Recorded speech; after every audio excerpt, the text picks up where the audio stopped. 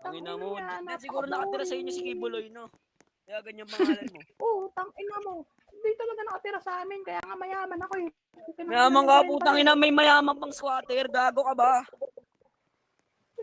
Squatter, Bahay nyo, tabing salita mo ilog. ako, putang ina mo. Ha? Baho Bakit mo, ikaw gago? baho mo. Tabing Pukin ilog, ang ina tindo, mo. putang Baho ng ina mo. bahay nyo.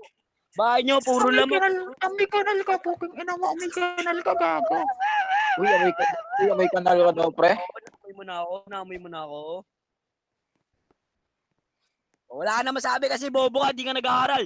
Pakainin mo yung mga anak mo, pukin ang ina mo.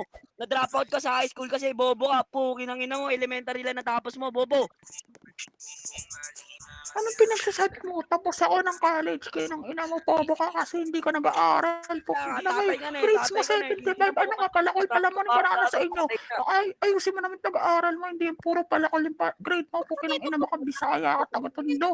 Ina mo, puro 75 plus nga lang yung grade mo. Paano mo sinabi na nakapagtapos kang gago ka, pukin ang ina ka? Lahat ng grade mo, 75, bobo.